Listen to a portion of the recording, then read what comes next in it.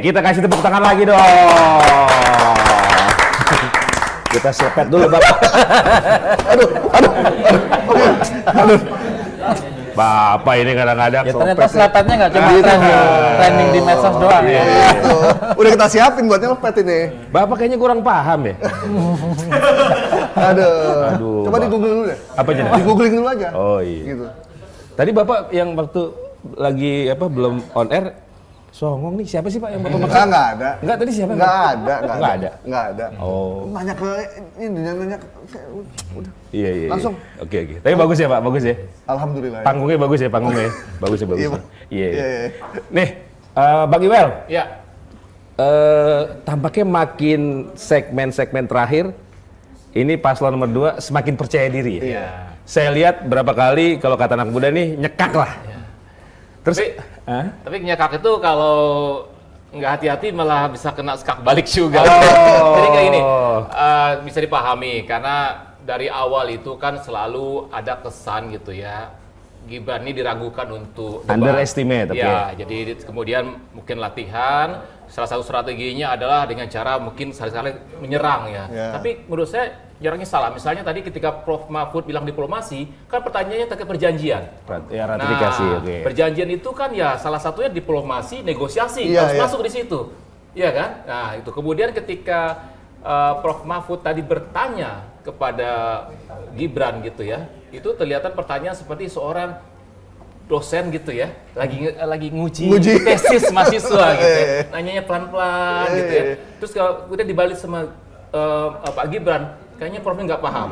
Justru karena dosennya nggak paham menanya kepada mahasiswanya, ini kamu metodologinya ini, latar belakangnya ini kenapa ini? Iya dong. Jadi- ini dong kalau biasanya pernah nguji skripsi Jadi atau kalau tesis seperti itu. ada dosen penguji bilang, Anda gimana? Iya. Kayaknya Bapak dosen kurang paham. Ya, kan nanya sangat hati-hati sekali ya. Terlihat Oke. di situ. Jadi kita bukan hanya sekedar melihat dalam debat itu seorang merasa percaya diri kemudian melakukan serangan, tapi kontennya juga diperhatikan Oke, juga. Konten dan konteksnya. sebelum kita cek fakta dengan Mavindo ke Bang Deddy, Iya. Gibran kayaknya kelihatan pengen lebih pinter ya. Betul. Enggak juga biasa Saya- aja.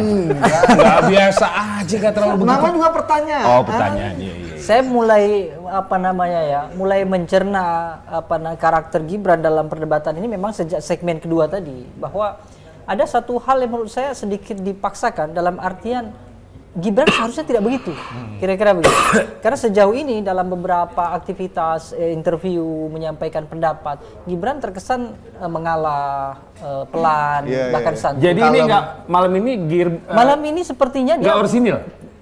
kelihatannya tidak orisinil. Jadi memaksakan kehendak supaya betul-betul kelihatan menonjol, mendominasi debat. Kelihatan setara juga ya. Iya, Kelihatan setara. tetapi itu justru Kalau setara Hendardi. sedikit sedikit offside lah. Bagaimana mungkin seorang Gibran Rakabuming bisa menghardik Profesor Mahfud MD, sementara Mahfud MD dengan situasi yang santai. Iya, karena kan berulang kali Iya, misal iya. mengatakan Gus Muhaimin tidak konsisten, lalu Prof Mahfud MD sepertinya tidak paham. Itu secara komunikasi politik patut nggak?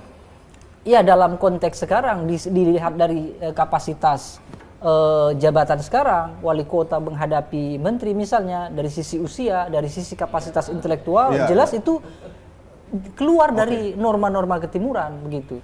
Bagaimana mungkin dengan Prof Mahfud MD tiba-tiba bilang Prof Mahfud supaya saya jelaskan dan didahului dengan kata-kata Prof Mahfud tidak paham, itu kan sesuatu yang menurut saya agak-agak berlebihan.